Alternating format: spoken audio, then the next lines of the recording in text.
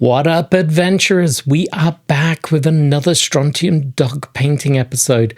Right, this week I was feeling bad. My Mutant General collection is all painted apart from poor little Studsy, who has sat on the poles for way too long. So I made the executive decision to paint him this week, but there is a new poll up and running if you guys want to vote for the next miniature. Now, as I mentioned, this is the last of the Mutant Generals. After this, I'm going to be focusing on some goons, and then we're going to do some of the villains, and then I don't know after that.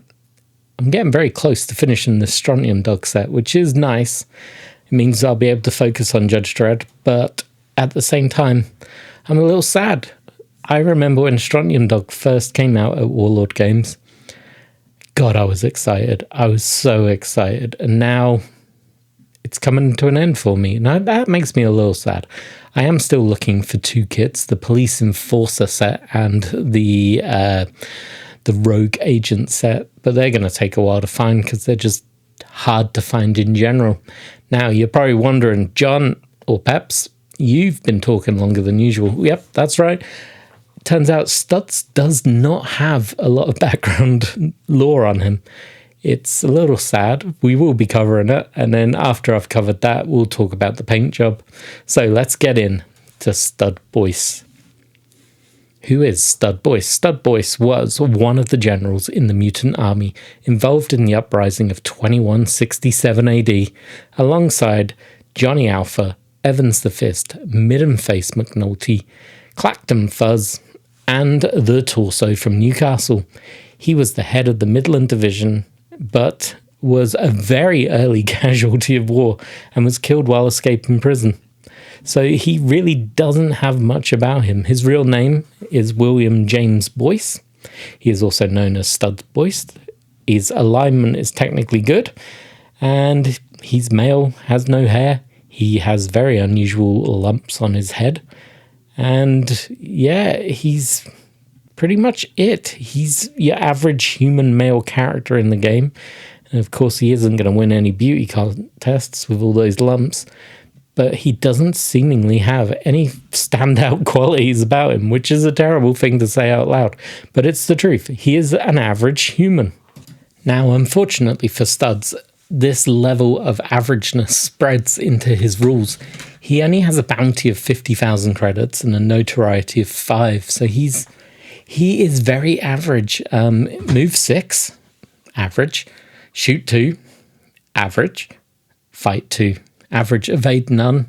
Defense 3 is probably his best quality, and a cool of 3, so he doesn't even get a star chip. He is classified as a mutant freedom fighter, a minor character, and only has the one rule: for the cause.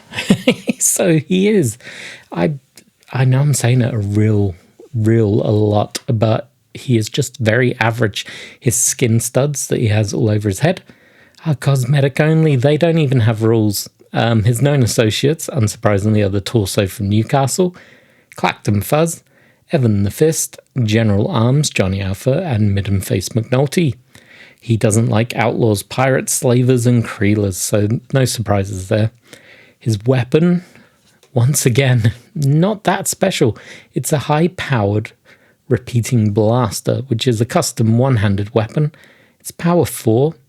Range 8 inches, he gets +2 to hit. Long range 16 inches is a -2 to hit. And it's just high power repeater, so you're going to want to get in close with him.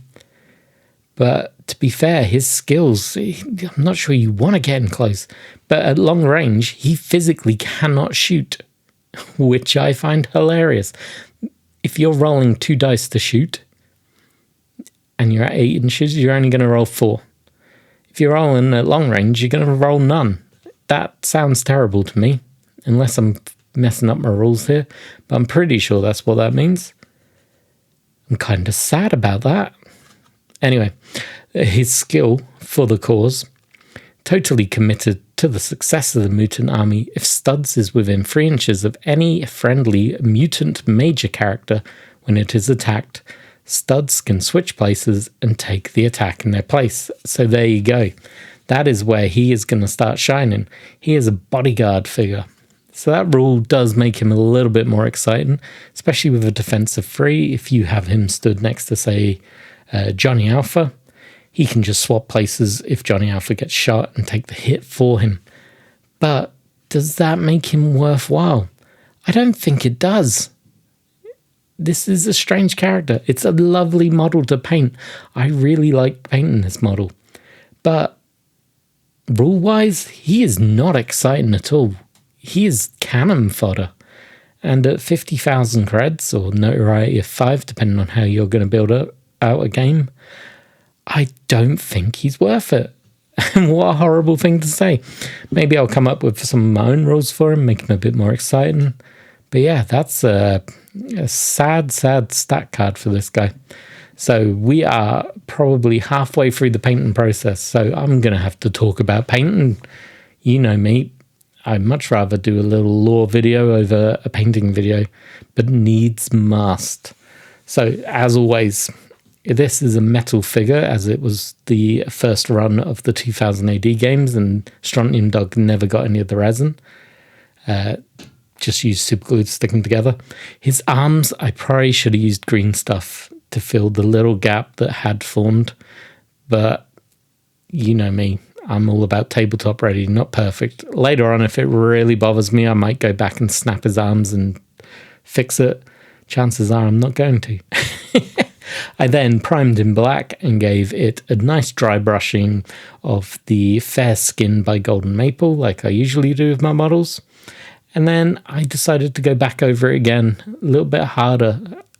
The colours on this model are predominantly orange and yellow, so I wanted to make sure I had a stronger dry brushing under for the paint to go on. And it will hopefully make it look a bit bolder, brighter than a moody scene.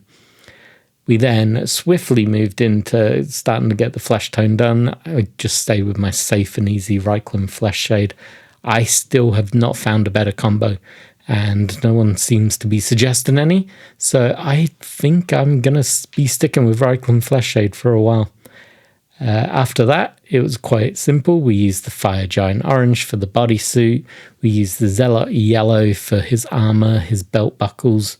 We used some dark wood for the boots, and he's got a little leather pouch on the side. For his pistol, I wasn't sure. I was going to go Gravelord Grey, but I thought maybe I'd go a bit brighter, so I picked a Runic Grey this time to get that looking nice and gun-like. And then after that, I used hardened leather. I worked that out for his sleeves and the sides of his bodysuit. I wasn't sure what to do. The picture, it's kind of a orangey brown, I would say. The main bodysuit is a nice bright orange, which is what I have. But the other section, it's brown, but it's got like an orange warmth to it. Closest I think I could get to it was the hardened leather, so I went with that. There was a little bit of me that wanted to do Sand Golem, but I thought that would come out a bit too pale. And as I'm doing this, you'll notice the model very much blends into one another. I'm starting to think I should have done this in a different colour and just not matched, or I'm not matching, but not tried to copy the actual artwork that was on the model. Maybe a blue or a red or a green would have really helped pop the model. But I've committed to this lifestyle now, so we're going to stick with it. And then after that, all I had left to do was the base. So we're pretty much going to be wrapping up this video now. You'll see some glamour shots in a moment. But I hope you enjoyed. Make sure you stop by the community section and drop a vote on what model I should be painting next.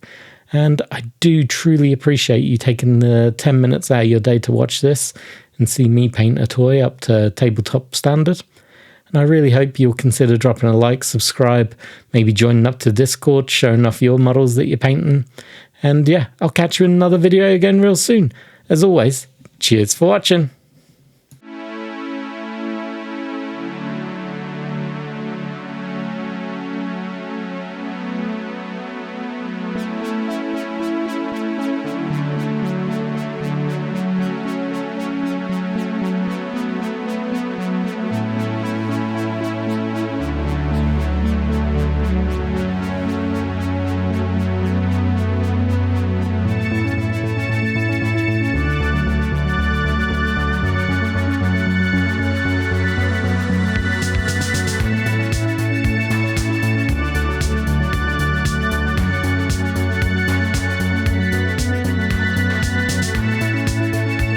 Hey, thank you for watching this video. Make sure you like, subscribe, and then go watch this one. This one up here. Give it a click. Bye-bye.